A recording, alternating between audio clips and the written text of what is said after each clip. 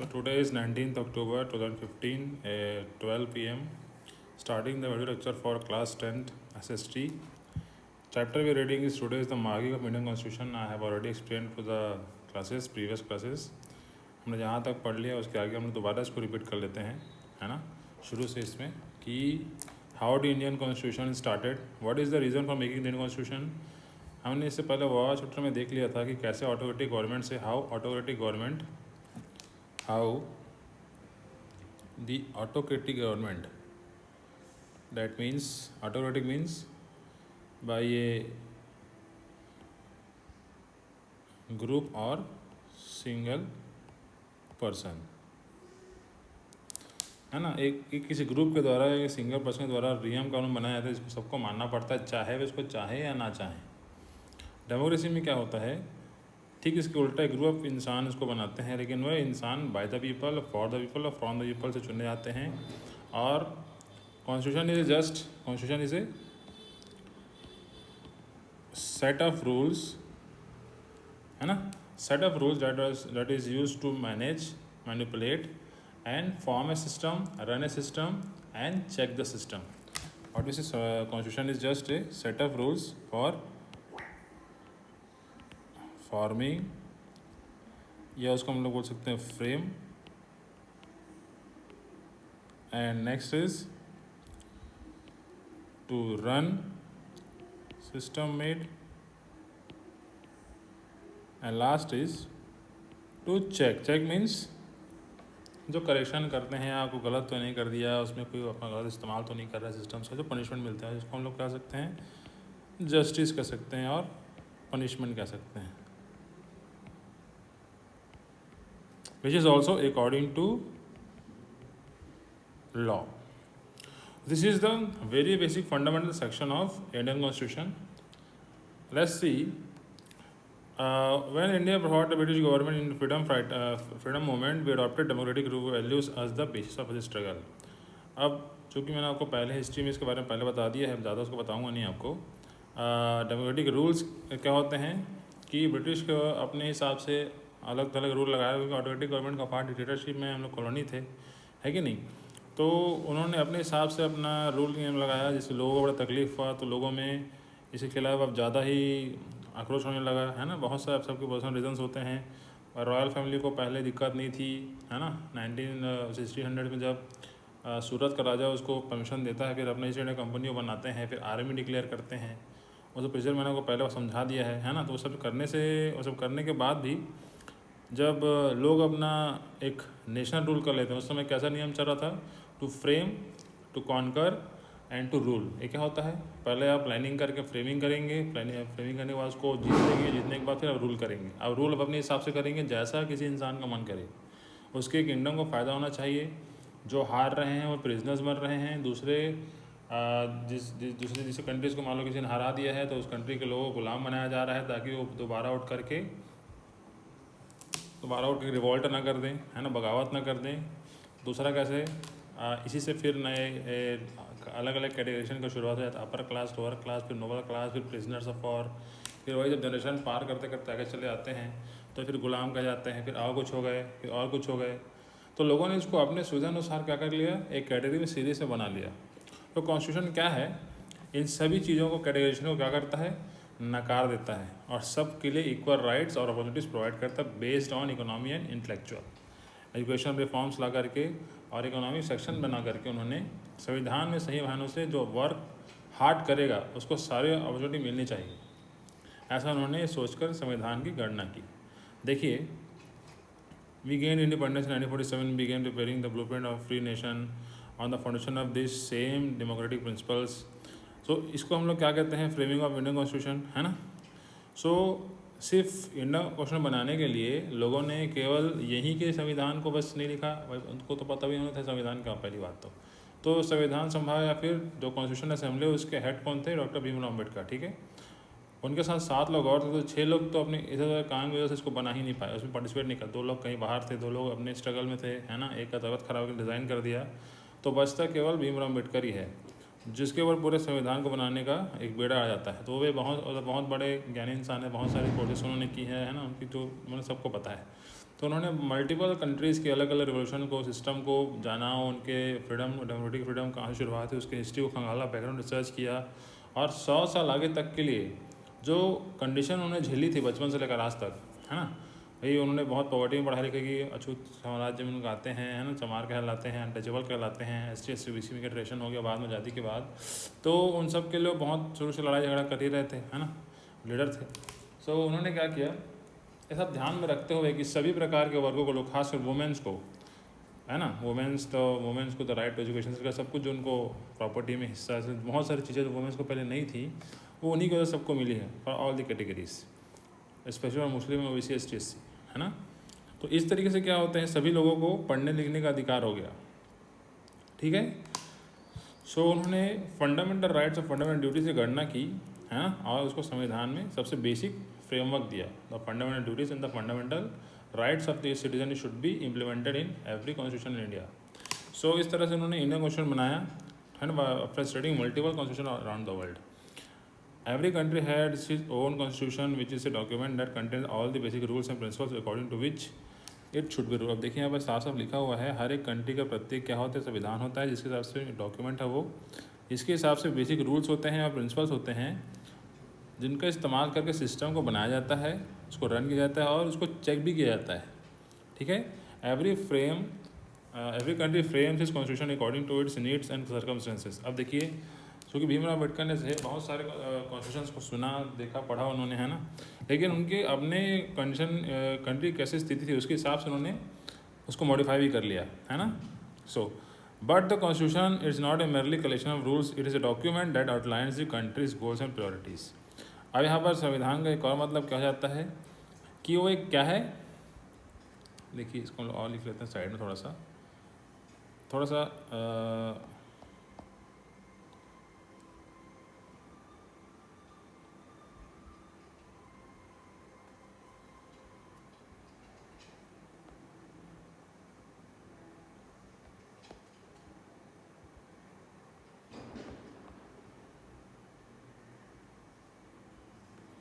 इसको मैं देखना चाहता हूँ, इसको थोड़ा सा कहाँ चला गया है, इसमें मैंने बनाया था नोट्स,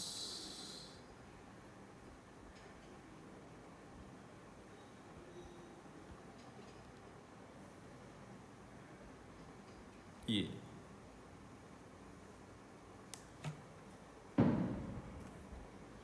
देखिए मैंने यहाँ पर आपके लिए पहले से कॉन्फ़िगर कर लिया है। इसमें देखिए, we all have seen the importance of democracy and its principles from chapter in war, है ना। मैं इसको थोड़ा सा लिख लिया इस तरीके से ताकि आपको बताने में आसानी हो।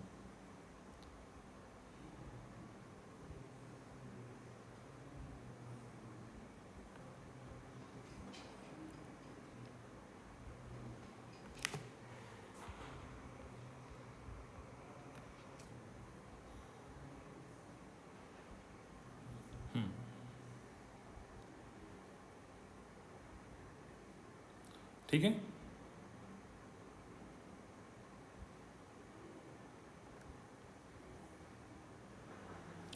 ठीक है, देखते जाइए।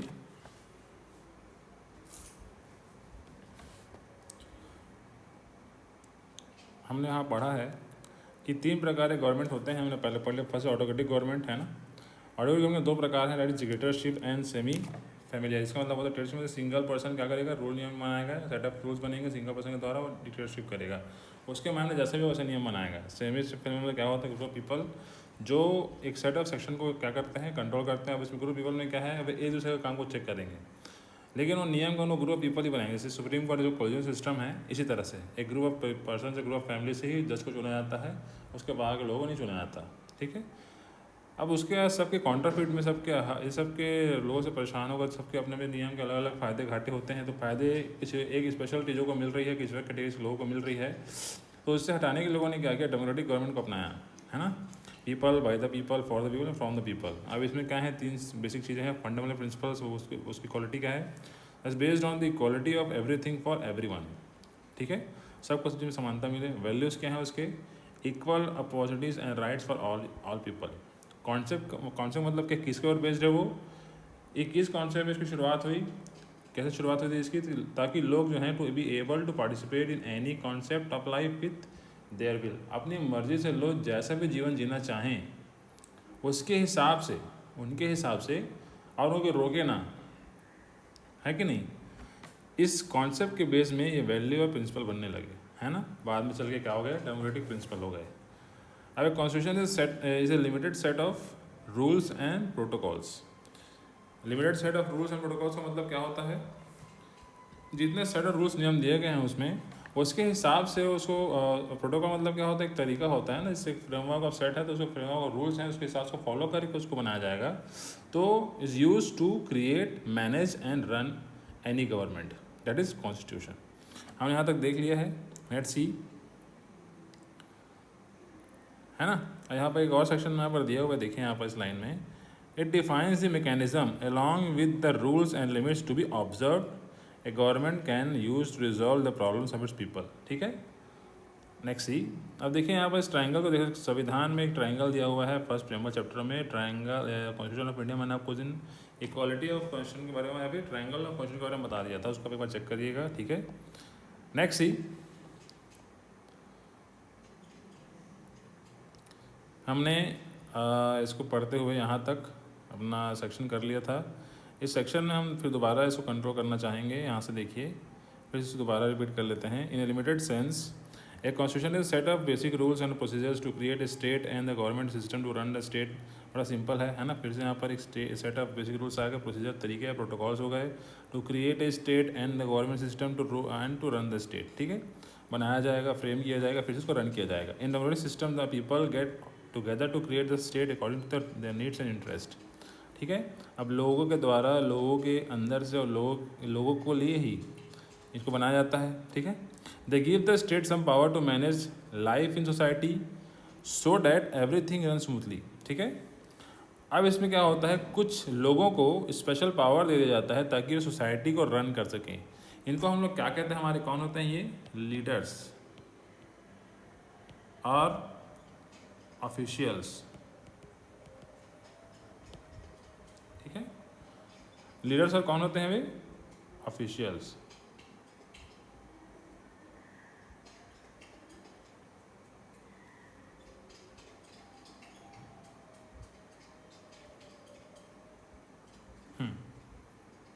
ठीक है, दोस आर दी, है ना। एक कॉन्स्टिट्यूशन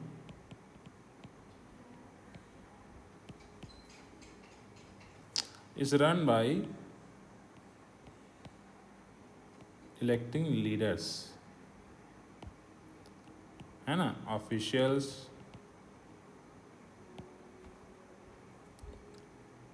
एंड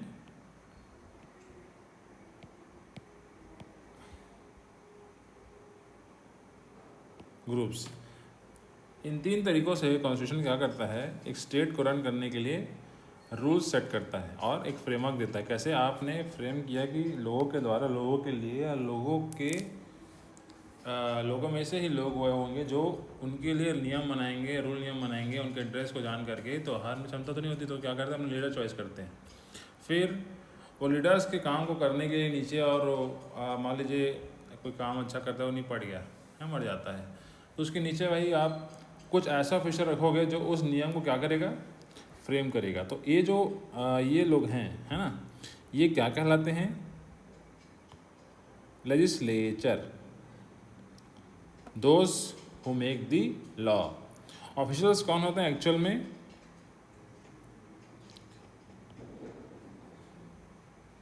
ये ग्रुप पीपल ही वही होते हैं, है ना। ग्रुप एजेंसीज में क्या आ सकते हैं, जैसे कि आप बहुत सारी एजेंसीज हैं, है ना, स्पेस एजेंसी जैसे इसरो है ना, स्पेस के काम के लिए करेगी। उसके अलावा जैसे कि रॉ है, और स्पाई एजेंसी है ना। आर्मी है ना, आर्मी क्या है, एक प्रोडक्शन एजेंसी है। मतलब एक ग्रुप ऑफ सेक्शन है ना, एक बॉडी है, इंस्टीट्यूशन है कह सकते हैं उसको। ये सब क्या है, एग्जीक्यूट मतलब क्या होता है, जो नियम इसने बनाए हैं उसको ये क्या करेगा, फॉलो अप करेगा, है ना। और इसके अलावा हटके एक चीज़ होता है, उसको बोलते हैं जुडिशरी। कॉन्स्टिट्यूशन में एक सेक्शन है जिसमें जुडिशरी है, वो क्या करता है, इस नियम को ना मानने वालों को क्या करता है, पनिश, क्या करता है, पनिशमेंट देता है। बाय उसको भी कैसे पनिशमेंट देता है, लॉ के अनुसार। अगर वो ये चीज़ें करेगा, ऐसा चीज़ें करेगा, तो उसको अगर उस कैटेगरी का लॉ में आता है ना, मान लीजिए बहुत सारे कैटेगरी सेक्शन लॉ के अलग अलग अलग, चोरी के अलग, सबके अलग, तो उसमें उसके हिसाब से उसके लिए सज़ा पहले से लिखी हुई है। तो इतना सा सोच के संविधान बनाने ने इसको बनाया है, ठीक है। अब देखिए, they also define a set of rules that state should observe in carrying out its functions to ensure that it works for their interest and protects their right. This set of principles, procedures are and rules is called the constitution. ठीक है, तो यही set of principles और procedure जिससे कि आप क्या करोगे, पीपल के इंटरेस्ट को पूरा करोगे, उनके राइट्स को प्रोटेक्ट करोगे, है ना, टू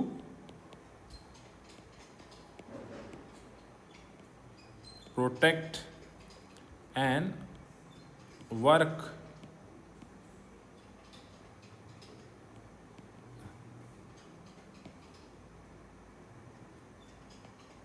पीपल्स।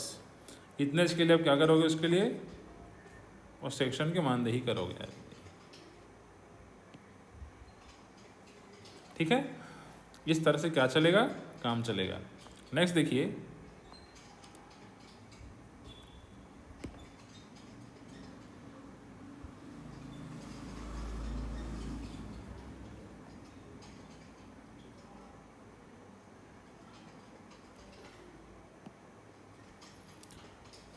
अब यहाँ पर हम देखते हैं, the constitution helps us to decide who should be given the power to take decisions in our society, how the government should be formed and what's the nature of the government should be. ये सब इसका मतलब ये किसके बारे में बात कर रहे हैं, इलेक्शंस के बारे में बात कर रहे हैं। Elections are the procedures and उसके भी कराने के सेट ऑफ रूल्स जो भी संविधान में लिखे हैं, जिससे कि आप सोसाइटी में कुछ चल रही चीज़ों, सोसाइटी को गवर्न करने के लिए लोगों को चुनोगे। It defines the boundaries within which the government can enact and implement laws. इसमें क्या होता है, इलेक्शन में कैसे कैसे कारणों से कैसे कैसे लोग कौन से नियमों में यहाँ पर इलेक्शन में पार्टिसिपेट कर पाएंगे और वो कैसे अपनी पब्लिसिटी करेंगे से लेकर कैसे, वो सब हम लोग जानते हैं कैसे होता है इलेक्शन वगैरह, वो सब उसमें लिखा हुआ है, ठीक है। और कैसे जब इलेक्शन करके जीत जाएंगे तो अपने दायरे में रहकर केवल लोगों के भले के लिए, है ना, लोगों का भला हो उनके जीवन, उनके साथ साथ और लोगों के साथ साथ सोसाइटी के साथ कंट्री भी बढ़े, उसके लिए वो इम्प्लीमेंट करेंगे लॉज को अलग अलग, उसको बचाने के लिए और उसको मेंटेन करने के लिए। This boundaries such as fundamental rights of the people can not be violated. So जो basic fundamental rights and duties हैं जो आपको मैंने लिखने को कही थी, है ना, right to freedom, right to equality से लेकर जो आपकी ड्यूटीज़ हैं अलग अलग, ये किसी भी स्थिति में क्या ना हो, वायलेट ना हो, उसके लिए वो चुने हुए लोगों को ध्यान देना होता है, ठीक है। But a constitution is also flexible and can be amended to address the evolving needs of the people over the years. अब यहाँ पर बहुत इंपॉर्टेंट पॉइंट है, क्या याद रखना है आप लोगों को, यहाँ पर आपको इसको याद रखना है कि अमेंडमेंट किसके अनुसार, अकॉर्डिंग टू नीड्स और चेंजिंग सोसाइटी। अब चेंजिंग सोसाइटी में क्या आएगा, एक्चुअली क्या बदलता है, आइडियोलॉजी बदलता है। आइडियोलॉजी बदलने से क्या होता है, लॉ और रूल बदल जाते हैं।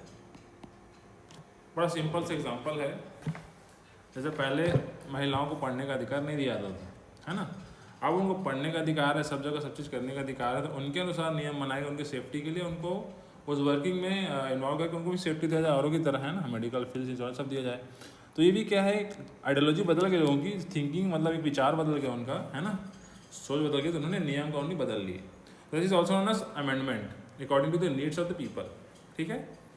दे should be remembered according to the amendment, है ना, बहुत ज़रूरी है। But it lays down the procedure to be followed to make this changes. अब उसमें क्या है, और अमेंडमेंट ने कौन से हद तक, कितने हद तक होगा, उसके बारे में भी नियम है उसमें, हमको अभी जानने की जरूरत नहीं, बस ये जान लीजिए कि सब नियम उसमें इंटैक्ट है। It also put a limit on the extent of change that can be made. हमें लिखा हुआ है, मैंने बता दिया आपको कितने हद तक बदलेगा, उसको भी उस बारे में दिया हुआ है। अब देखिए, a constitution gives the state the power to create the conditions to build a society to fulfil the aspiration of people. अब लोगों की ज़रूरत को पूरा करने के लिए संविधान ने इतने पावर दे दिया है लोगों को कि वे अपने सब सोसाइटी बना ले और प्रोटेक्ट भी करे अपने आप को, औरों से भी और खुद से भी। In its wilder sense constitution defines a nation basic values and ideals, ठीक है।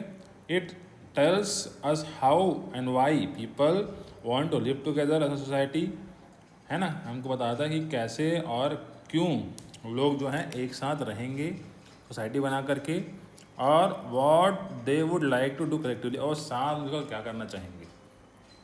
Take the example of India, the preamble of our constitution state that the goal of the people of India is to ensure equality. अब देखिए preamble एक general introduction होता है ना। इसमें मोटा मोटा लिखा हुआ है कि संविधान को बनाने का कारण क्या है, ठीक है। इसके बारे में आपको लिखवा दिया पहले से। अब देखिए,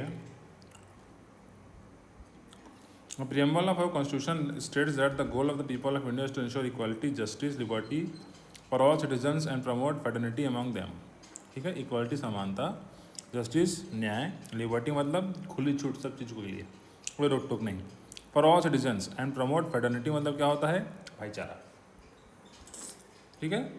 to achieve this goal the people resolve to constitute the state as a sovereign Republic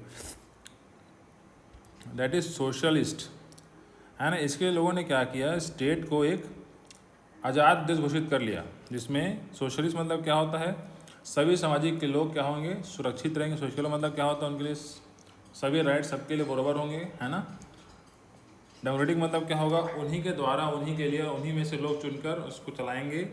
and makes his own decisions without depending on और by influence by any external power, किसी भी तरीके से किसी और पावर के द्वारा, है कि नहीं, अपने फैसलों को नहीं बदलेंगे, वो अपने हिसाब से जिएंगे, है ना। That is the basic preamble section. अगर हमें क्वेश्चन आएगा व्हाट इज प्रीएम्बल, तब लिख पाओगे that's a basic preface of introduction of constitution, why it is needed, how it is needed, where it is needed, and the concept of constitution is by explain by this, ठीक है।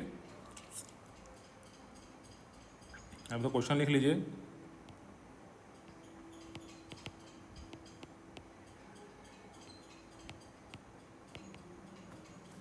ठीक है, हाँ यहाँ पर लिख देता हूँ मैं।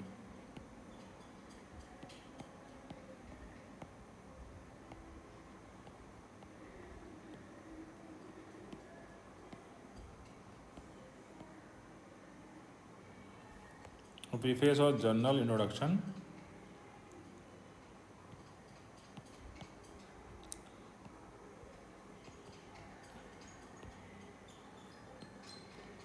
why, how, what, when is required and for whom, है ना। इसको हम लोग कहते हैं प्रीएम्बल, जिसमें कि जो यहाँ पर आपने पॉइंट लिखे हैं उसको लिख लेना, equality, justice, liberty and promote fraternity among people, ठीक है। That is the introduction of preamble. देखिए मैंने आपको बताया था कि संविधान सभी देशों में अपने अपने खुद ही हैं, है ना। हमारा सबसे बड़ा संविधान है। देखिए the new constitution of that Japan adopted, world war 2 जब होता है, हमने वर्ल्ड वॉर 1 नहीं पढ़ा, वर्ल्ड वॉर 2 जब होता है, वर्ल्ड वॉर 2 में 1945 में हिरोशिमा नागासाकी 2 सिटीज़ होते हैं, उस पर न्यूक्लियर बम गिराता है। उसके बाद जा कर के जापान क्या करता है, इतने न्यूक्लियर वेपन को झेलने के बाद, अब इतना ज़्यादा तबाही झेलने के बाद 5 सेकंड में लाखों लोग मर जाते हैं, है ना। इतने बुरी स्थिति के बाद जापान जाके लास्ट में क्या करता है, सरेंडर करता है और states that country should strive for world peace and try to eliminate slavery, oppression, intolerance, fear, want, etc. from the world. इतनी तबाही झेलने के बाद उसे बुद्धि आती है और संविधान में लोग लिखते हैं कि दोबारा से गलती ना हो, है ना। वहाँ कैसे वहाँ पहले कैसा गवर्नमेंट था, ऑटोक्रेटिक गवर्नमेंट था, प्रिंस था, आर्मी थी, तो प्रिंस वाले और आर्मी वाले क्या कहते हैं, कुछ नहीं होता, कुछ लोगों को मरने तो हम तो रुकेंगे नहीं। इतना मरने की इतनी सब दिक्कत होने के बाद लास्ट में जाकर वो रुकते हैं, उनको समझ में जाता अगर हमारे ऊपर कुछ गिरा तो हम तो मर जाएंगे। वो लोग इतना लोग आगे चले गए थे।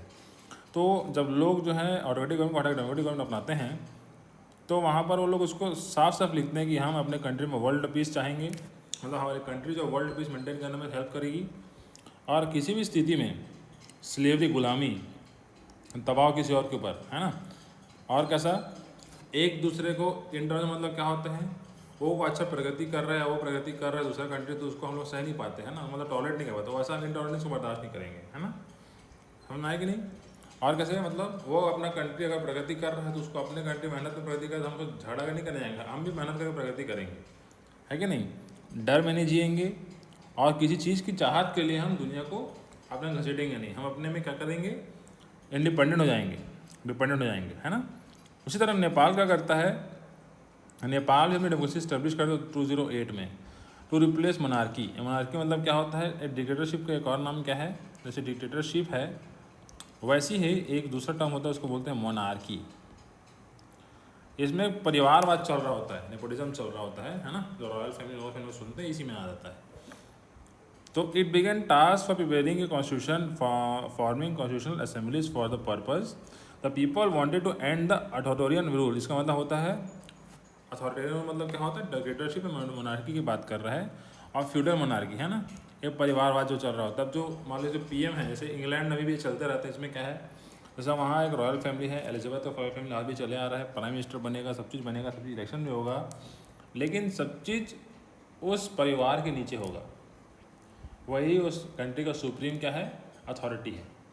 समस्त लोगों का ड्राइविंग लाइसेंस जो है क्वीन एलिजाबेथ के नाम से, या जो वहाँ की क्वीन होती है उसके नाम से बनता है। इस तरह समझिए ये है फ्यूडल मोनार्की। और उस पीएम जो चुना है लोगों के द्वारा, उसको भी जाकर उससे पूछना पड़ेगा कि मैं क्या करूँगा ऐसा करके। अगर उसने मना कर दिया रॉयल फैमिली में, तो उसको पीएम उस काम को नहीं कर पाएगा, ठीक है। तो ये दिखावे का क्या है, डेमोक्रेसी है। Which had oppressed them and ignored their aspirations, है ना। तो इस तरह से क्या है, लोगों की चाहत कुछ और थी, रॉयल फैमिली कुछ और चाहता है, तो रॉयल फैमिली की अपनी अलग कमांड है ना, और पूरे मिलिट्री से सारी टेक्नोलॉजी पर इनका क्या है, अलग कमांड है, अलग से पीएम के ऊपर उनका कमांड है ना। तो ऐसे में क्या है, वो अप्रेस कर रहे हैं, और लोग अपने लोगों की आकांक्षा क्या कर रहे हैं, उन लोग कुचल रहे हैं। तो ऐसे लोग हमको नहीं चाह सके कि वो लोग नियम में लिखते हैं। They initiated a process of constitutions and discussion between different political parties, regional groups and communities before finalizing constitution in 2015। अब अपने संविधान को बनाने के लोग क्या करते हैं, डिस्कशन करते हैं। उनके यहाँ तो ढेर सारी, भाई वो लोग दबदबे में मतलब रूल में जी रहे थे, तो अपने लिए रूल को बर्बाद करने वाले बहुत से लोग पैदा हो जाते हैं ना। जहाँ कीचड़ होता है हमें कमल खिलता है, हम लोग बोलते हैं कि नहीं बोलते हैं। उसी तरह से क्या है, मल्टीपल पॉलिटिकल पार्टीज होकर सबकी अपनी अपनी क्या है, एजेंडा है, अपने अपने रूल, अपने लोग हैं, अपने रिलीजियस पार्टी, बहुत सारी चीज़ें हैं। तो उन्होंने क्या किया, आपस में समझौता करके डिस्कस किया, और डिस्कस करने के बाद उसको माना कि हम इसको अपनाएंगे, और अंततः उन्होंने जो फाइनल किया सबके हित के लिए, उसको उन्होंने 2015 में अपना लिया। फिर during Nepal constitution drafting process many minority communities were worried whether their rights and interest would be protected और नॉट। अब इसमें देखिए, हर रिलीजन्स को अपना राइट और कल्चर जानने का अधिकार है। अब मेरे को हिंदी नहीं आती, मान लीजिए, तो मेरे को मल्ली वाला हूँ, मैं मलयालम आता है मेरे को, तो मेरे को मलयालम सीखा हूँ, मैं जवान हो गया, मेरे को हिंदी ज़बरदस्ती बोलने को कहा जाएगा, तो मेरे को ऑब्वियस ही बात है क्या होगी, थोड़ी तकलीफ होगी। या हिंदी वालों को मलयालम बोलने कहते तो दिक्कत होगी, है कि नहीं। तो अगर हमको ये प्रॉब्लम समझ आती है कि हमको हिंदी आती है लेकिन मलयालम नहीं आती, हमको मलयालम बोलने को हम कैसे बोलेंगे, तो आपको यहाँ पर ये भी समझना चाहिए कि मलयालम के लोग और हिंदी वाले उनको कैसे समझ आएगा। तो आप अपना पल्ला नहीं झाड़ सकते वहाँ पर, है ना। तो वहाँ पर क्या है, आपको सभी प्रकार की चीज़ों के लिए एक आस्था अपनाना होता है, ठीक है। तो उन्होंने वो रास्ते को अपनाया किससे कि सभी लोगों का इंटरेस्ट क्या हो, एक साथ रह जाए और किसी को वॉल्यूशन महसूस ना हो। So special attention was paid in new constitution to protect all kinds of diversity, promote harmony and tolerance, ठीक है, और eliminate discrimination, oppression and establish decentralized self rule in place of centralized state। अभी decentralise का मतलब क्या होता है, फिर से इसका चुपचाप मतलब है डेमोक्रेसी ही इसका मतलब है। सेंट्रलाइज मतलब क्या होता है, परिवार, पावर में परिवार क्या हुआ है, मतलब सॉरी, पावर जो है स्टेट का एक परिवार में सीमित हो गया, एक लोग इंसान के पास सीमित हो गया, एक ग्रुप ऑफ पीपल के पास सीमित हो गया, सेंट्रलाइज मतलब, ठीक है। अब ये जो नेपाल में सब चल रहा है जेनजी और अटैक वगैरह, ये इसी का उदाहरण है कि लोगों ने इसको देख लिया, अपना लिया कि आप जो हैं हमारे कंट्री के लिए काम ना करके अपने लिए काम कर रहे, तो उनको पसंद नहीं है। तो यंगर जनरेशन ने क्या किया, इसको रिवॉल्ट करके पूरे पार्टी को पलट दिया, ठीक है। अब वहाँ फिर से डेमोक्रेटिक पार्टी की स्थापना दोबारा की जा रही है, या जो उनको डेमोक्रेसी लगता है उनके विचार उनको स्थापना की जा रही है। अब देखिए, चूँकि हर एक क्वेश्चन का इतना इतिहास होता है ना, बैकग्राउंड से ही, बैकग्राउंड का मतलब कुछ ना कुछ वो झेल कर, कुछ ऑपरेशन झेल कर ऑर्डिनरी गवर्नमेंट बना होगा, कुछ ना कुछ दिक्कत हुई होगी, तब जाके डेमोक्रेटिक गवर्नमेंट बना होगा। हमारे यहाँ देखिए, the drafting of Indian constitution has long history, है ना, बहुत पुराना history. Is basic spirit is law based governance, है ना। सबसे इसका बेसिक मतलब क्या है कि लॉ होना चाहिए, नियम होने चाहिए, उस नियम के दायरे के बाहर कोई भी ना हो, ना राजा हो, ना महाराजा हो, ना पीएम हो, ना प्रेसिडेंट हो। Which means it is built on the foundation of rules, laws and not according to anybody's whims और फैंसिस। मतलब क्या है विहिम और फैंसी, मतलब क्या होता है, उनके खुद के इच्छा जो औरों को पसंद नहीं आ रही होगी, यदि खुद की फैंटेसी फलाना टीम का, जैसे कि मेरे को 1000 पत्नी रखनी है, या मेरे को जब मैं जैसे पीएम बनूंगा मेरे को 100 करोड़ चाहिए, 1000 करोड़ चाहिए, ऐसा नहीं है, उनकी इच्छा अनुसार ऐसा नहीं बनाना चाहेगा। हाँ, the first such law for India was passed by the British government, British parliament, called the regulating act in 1772 and 1773। अब इसमें आपको बता देता हूँ सबसे पहले, ये इस हिस्ट्री को याद रखिए। पार्लियामेंट मतलब क्या होता है, जहाँ पार्लियामेंट के 2 सेक्शन होते हैं भारत में, एक है लोकसभा,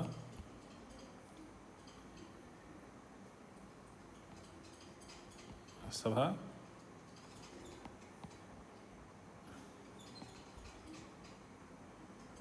जिसको हम लोग क्या कहते हैं, हाउस ऑफ पीपल कहते हैं, ठीक है। एक होता है राज्यसभा, इसमें जो लोग चुने जाते हैं इसको हम लोग कहते हैं एमपी, ये होता है मेंबर ऑफ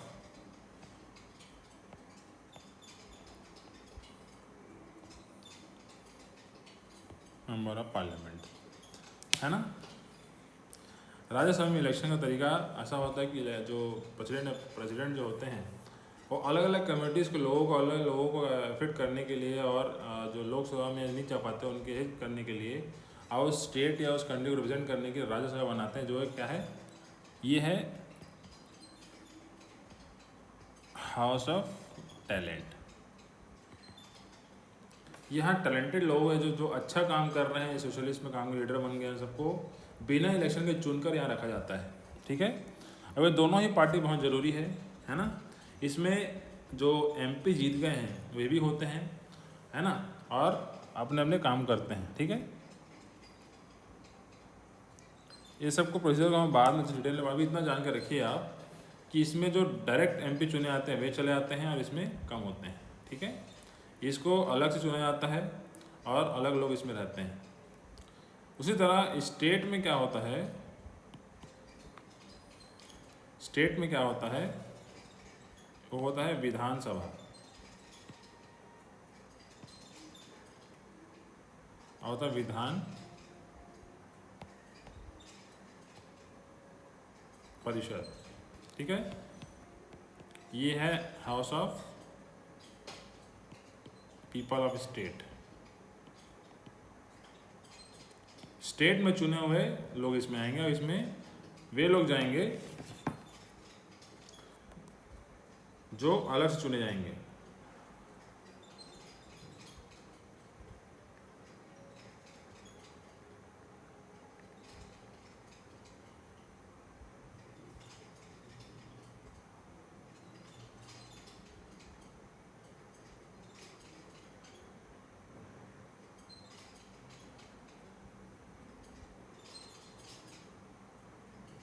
देखिए, है ना, हर स्टेट में राज्यसभा है, सॉरी हर स्टेट में विधान परिषद है, और सेंट्रल में राज्यसभा है। राज्यसभा में क्या होता है, फिर आपको दोबारा इसको थोड़ा बताइए तो चलिए। राज्यसभा में क्या होते हैं, जो हर एक स्टेट से, है ना, और यूनियन टेरिटरी से टैलेंटेड बंदों को चुना जाता है।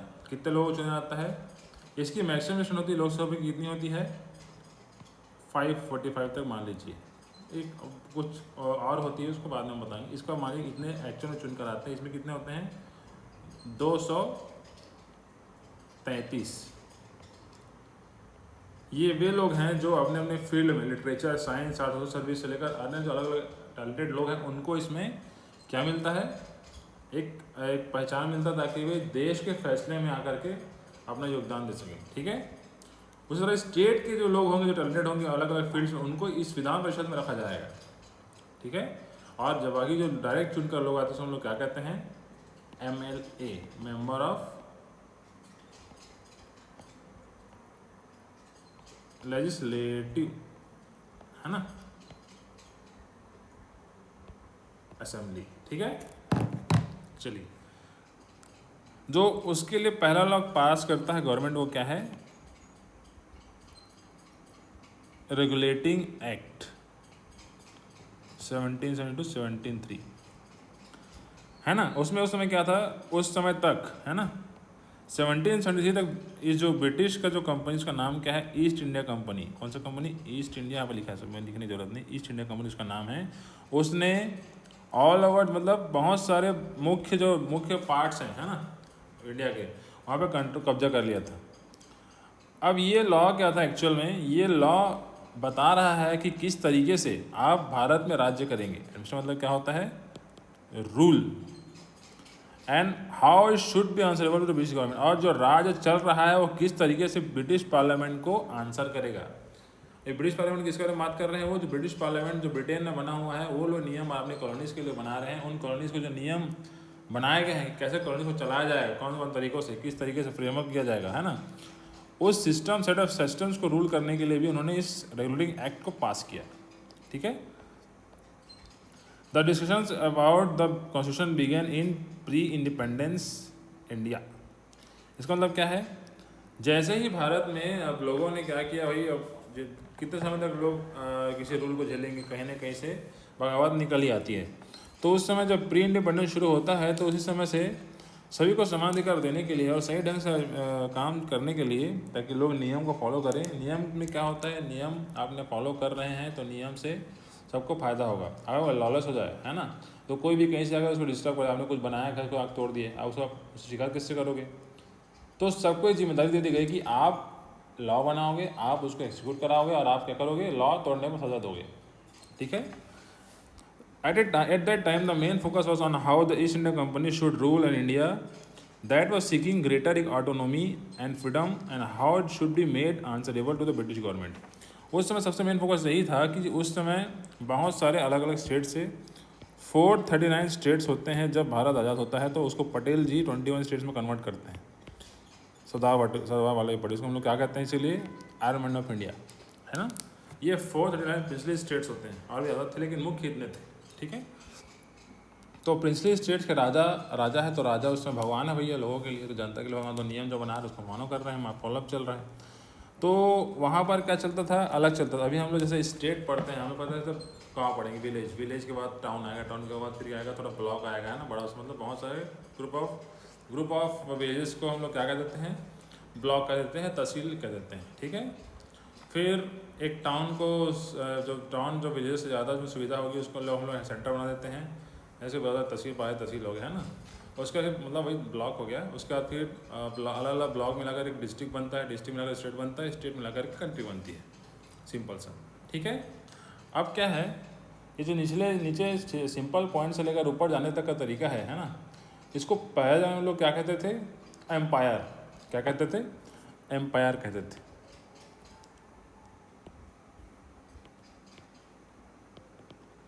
एम्पायर, ये एम्पायर क्या है, इसमें मल्टीपल क्या होंगे,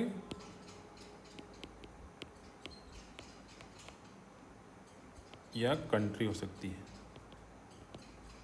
या स्टेट हो सकते हैं, जिसमें प्रत्येक स्टेट और अलग सेक्शन के अलग अलग राजा महाराजा, लॉर्ड होंगे, ड्यूक होंगे, बहुत सारे अलग जो हम लोग टर्म इस्तेमाल करते हैं। हम लोग PM स्टेट के हेड के लिए क्या इस्तेमाल करते हैं, CM, है ना। फिर गवर्नर होता है। उसी तरह इंडिया कंट्री की स्टेट के लिए क्या इस्तेमाल करते हैं, PM और प्रेसिडेंट। इसके जो और बहुत सारे अलग अलग ऑफिशियल हैं सबके अपने, जैसे कलेक्टर हो गया डिस्ट्रिक्ट में, है ना, IPS ऑफिसर हो गया, है ना, इसमें पुलिस वालों के लिए, है ना, जज हो गया, DM हो गया, फिर SDM हो गया, है ना। इस तरह से क्या होता है, बहुत सारे अलग अलग क्या है, निचले स्तर में एक ऑफिशियल ड्यूटी को बांटा जाता है कि आप इसके काम को चेक करोगे, आप उसके काम को चेक करोगे। ऐसे तो नीचे से लेकर ऊपर तक काम चेक करने के लिए सीरीज बना दिया गया। उसी तरह एक एम्पायर मतलब क्या होता है, एम्पायर में group of people, security government है, तो एम्पायर में वो जो ग्रुप ऑफ पीपल है, राजा है, वो क्या करेगा, या जो राजा का परिवार जो लोग होंगे वो नियम बनाएंगे, और नियम को फॉलो करेंगे, और उसको चलाने के लिए सबको क्या करना पड़ेगा, उसको रेवेन्यू देना पड़ेगा, टैक्स देना पड़ेगा। हमने टैक्स सिस्टम में पढ़ लिया था कि कैसे लोग जो है रेवेन्यू कलेक्ट करके काम करते हैं। ठीक है, देखिए at the end of 19th century Indians were given a limited political role by being allowed to contest elections to municipalities and other local bodies. 19th century, फिर से मैं कहता हूँ 19th सेंचुरी मतलब क्या है, ये 1900 की शुरुआत है, मतलब ये कौन सा समय है, 1801 से 1899 तक। उसके बाद 1901 से 1999 तक कौन सेंचुरी आ गया, 20th सेंचुरी आ गया। अब 2000 से लेकर 2099 तक क्या आएगा, 21st सेंचुरी आ गया। अब समझना सेंचुरी का मतलब, Indians are given limited political role by being allowed to contest election to municipalities and other local bodies. अब देखिए हम जैसे गांव में पढ़ते हैं, ग्राम पंचायत है ना, और फिर जो हमारे जैसे टाउन में वार्ड होता है, वार्ड पार्षद होता है, वहाँ पे पंच होता है कि नहीं। उसी तरह क्या होता है, ग्राम पंचायत जैसे कि पंचायत बना हुआ है, फिर उसके लिए पंचायत ही क्या करता है, गांव का फैसला करे, सरपंच उसका मुखिया होता है ना, उसके पंच होते हैं। उसी तरह टाउन में क्या होता है, एक होता है म्यूनसिपलिटी कॉर्पोरेशन, ठीक है, जो कलेक्टर के नीचे, गवर्नमेंट बॉडी कलेक्टर के नीचे काम करते हैं, उसका अलग से अध्यक्ष चुना जाता है, अध्यक्ष है ना, इलेक्शन के द्वारा चुना जाएगा। अब वो आसपास के जो टाउन है उसकी डेवलपमेंट के लिए काम करेगा, ठीक है। ये पाइप बिछाना, साफ सफाई करना, रोड वगैरह से लेकर जितने भी अलग अलग कैपेबिलिटीज़ हैं, जो अथॉरिटी जो एडमिनिस्ट्रेटिव का काम होता है, लैंड रेवेन्यू और जैसे नदी नाला बनाना है, सब करना है, सबको देख रेख करने, साफ सफाई करने से लेकर पूरे कंट्री को, मतलब पूरे टाउन को क्या करना, साफ सफाई करना, उसको मेंटेन करना, उसको मैनेजमेंट करना, उसको है ना, वो सब काम कौन करेगा, म्यूनसिपैलिटी वाले करेंगे। और जो भी लोकल बॉडीज़ होगा, जैसे कि लोक अदालत चलता है। लोक अदालत मतलब क्या होता है, एक छोटा सा बॉडी है जिसमें जो ठीक ठाक पुराने जज रिटायर हो चुके हैं, या फिर जो पुराने रिटायरमेंट गवर्नमेंट के ऑफिसर्स हैं, वो लोग क्या करते हैं, नियम कानून को फॉलोअप करके छोटे मोटे केसेस को मेंटेन करके अपनाते हैं। जैसे आप लोग कहीं जैसे आप कलेक्टर में जाओगे तो देखना कुटुंब न्यायालय लिखा रहता है, वो भी क्या लोक अदालत के प्रकार है, ठीक है। ये सारे बहुत सारे अलग अलग ऑप्शन हो गया उसको, ठीक है। जैसे NGO चलता है, NGO मतलब क्या होता है, नॉन गवर्नमेंटल एजेंसी, जो गवर्नमेंट के लिए या फिर गवर्नमेंट के अलग द्वारा अपने खुद से पैसे लगाकर काम करता है, फिर गवर्नमेंट से फंडिंग ले सकता है। बहुत सारे अलग अलग उसके उदाहरण हैं। देखिए तो उसी तरह से क्या किया उन्होंने 1985 में AO ह्यूमे का यूज़ करके, है ना, उसके द्वारा कांग्रेस INC का क्या होता है, गठन होता है ना। मैं ऐसा डेट ईयर बोल रहा हूँ उसका, हाँ year,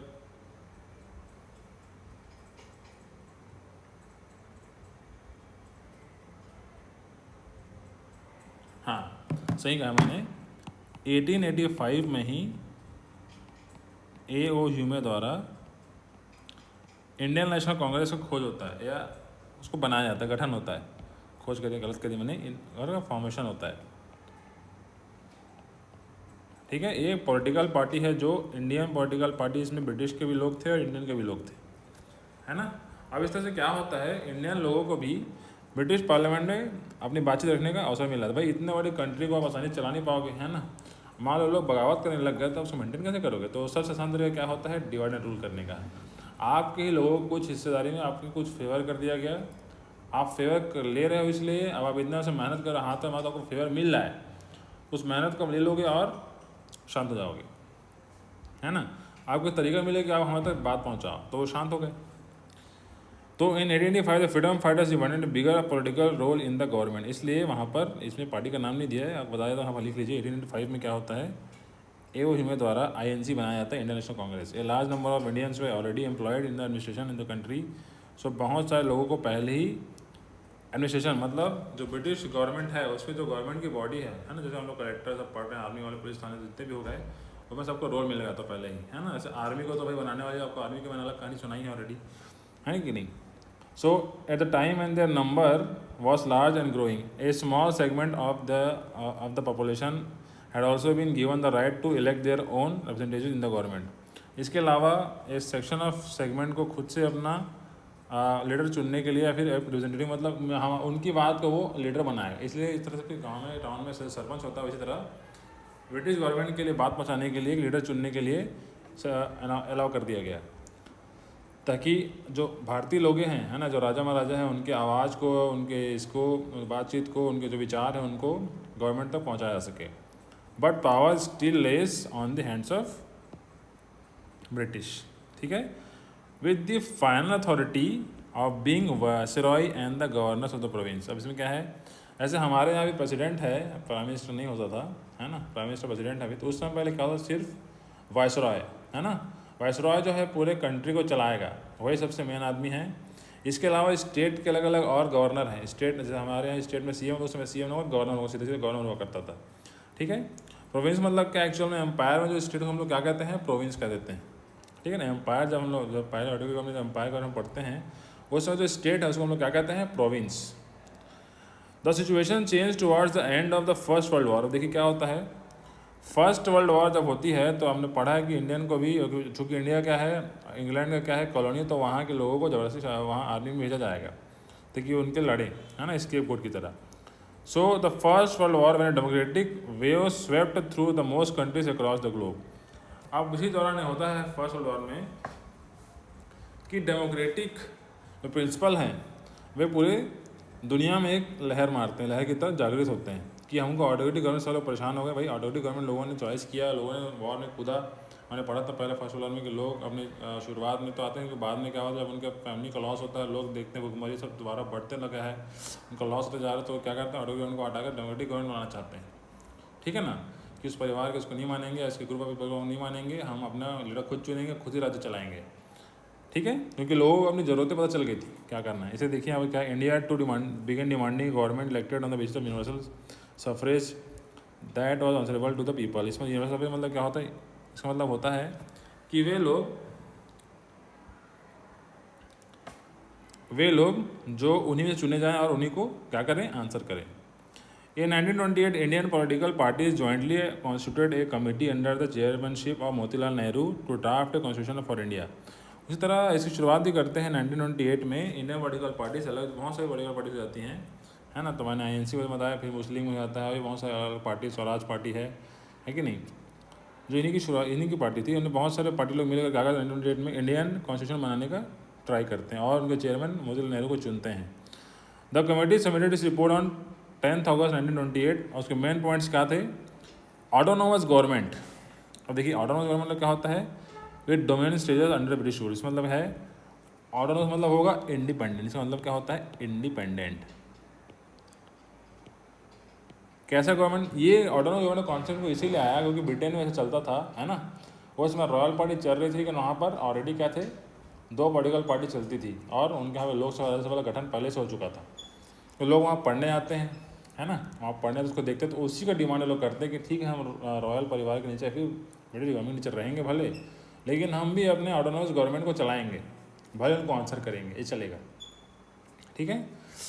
elected by all adult man and women, जैसे कि वहाँ होता था वैसे ही इलेक्शन कराया जाए। प्रोटेक्शन ऑफ माइनॉरिटीज़, ये माइनॉरिटीज़ उस समय कौन है, जो छोटे छोटे कस्बे हो गए ना, जिस समय आज वो general SC ST OBC category में आ गए हैं, हम सब की सेफ्टी के जो छोटे छोटे ग्रुप थे, हाँ, उन सब की सेफ्टी होनी चाहिए।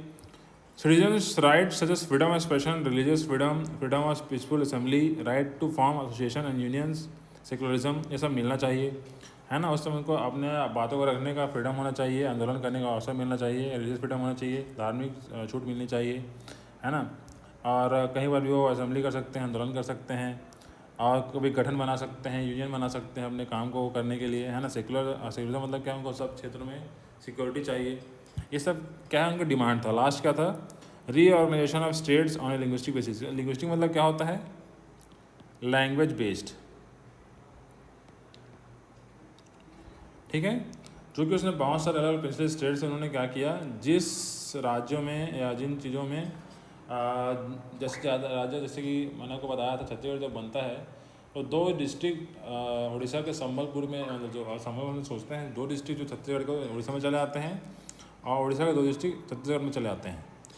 चूँकि छत्तीसगढ़ के लोग उस समय हिंदी बोला करते थे, तो इसलिए जो 2 डिस्ट्रिक्ट उड़ीसा में गए वहाँ के लोग ज़्यादातर हिंदी बोलते हैं, और चूँकि उड़ीसा में उस संबलपुरी भाषा चलती थी, उड़िया भाषा चलती थी, तो 2 डिस्ट्रिक्ट वहाँ से यहाँ छत्तीसगढ़ में शामिल किए गए, वहाँ पर संबलपुरी भाषा बहुत ज़्यादा बोली जाती है, ठीक है।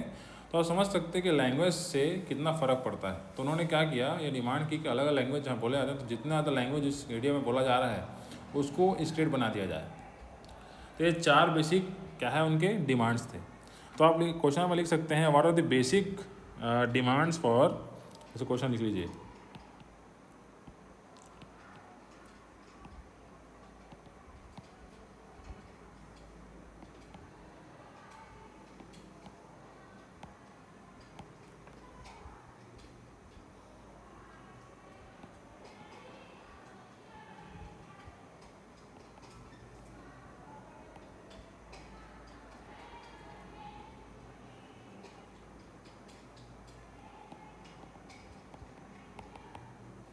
या कैसे क्वेश्चन आएगा, what are the demands of the first constitution committee of India, तो इसी के बारे में बात करें, इसको 4 पॉइंट्स को लिख लेना आपको, ठीक है। In 1928, the freedom struggle picked up momentum, seeing the growing threat the movement posed to British rule. The British Parliament passed the Government of India Act 1925. अब देखिए, अब जैसे जैसे भाई फ्रीडम का क्या होता जाएगा, मोमेंटम बढ़ता चला जाएगा, तो भाई ब्रिटिश गवर्नमेंट ने कैसे कब्जे किया इस बारे में ऑलरेडी मैंने आपको बता चुका हूँ। तो समझिए, अगर वो वही चीज़ इनको ना मिलने लगे और जिसके ऊपर भरोसा करके वो लोग रूल कर रहे हैं, आर्मी को भरोसा करके रूल कर रहे हैं, तो आर्मी क्या करने लगे, आंदोलन करने लगे, तो उनको समझ में आ जाएगा कि अब बहुत लोग आ गए हैं, तो भाई कुछ लोगों को तो चलेगा नहीं। 1000 लोग रूल कर रहे हैं, तो उसी तरह लाखों लोगों का तो ना वो लोग तोड़ निकाल पाएंगे। तो उन्होंने क्या किया, इस बात को मानते हुए लास्ट में गवर्नमेंट ऑफ इंडिया एक्ट 1925 में पास करते हैं, which granted greater autonomy to the provinces and had limited provinces for Indians to form provisional governments with elected houses and council of ministers that were answerable to the provincial assemblies। इसमें क्या ultimately लोग क्या state assembly जो लोग विधानसभा विधान परिषद है, इसको बनाने के लिए राजी हो जाते हैं, है कि नहीं। ग्रेटर ऑटोनॉमी मतलब क्या होता है, ज़्यादा छूट, ज़्यादा फ्रीडम मिलेगी उनको, ठीक है। प्रोविंस मतलब क्या होता है, स्टेट, ठीक है। तो इस तरह से वो 1995 गवर्नमेंट ऑफ इंडिया एक्ट पास करते हैं। तब यहाँ पे लिखिए what is the importance of, question लिखिए what is government of India act 1935, what is it's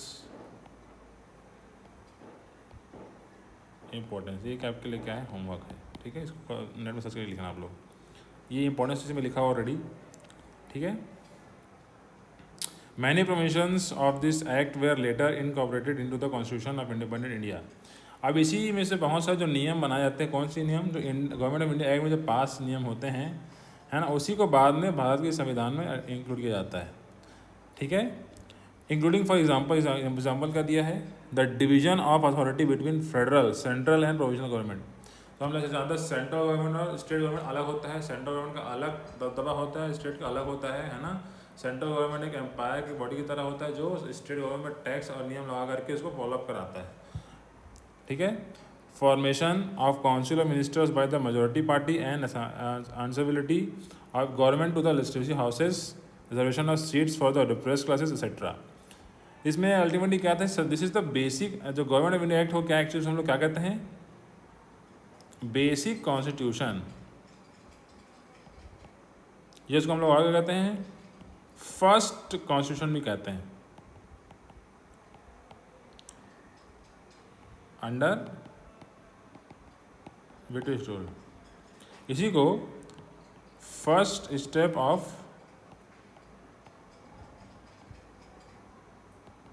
democratic government भी कहा जाता है, नोट कर लीजिएगा, ठीक है।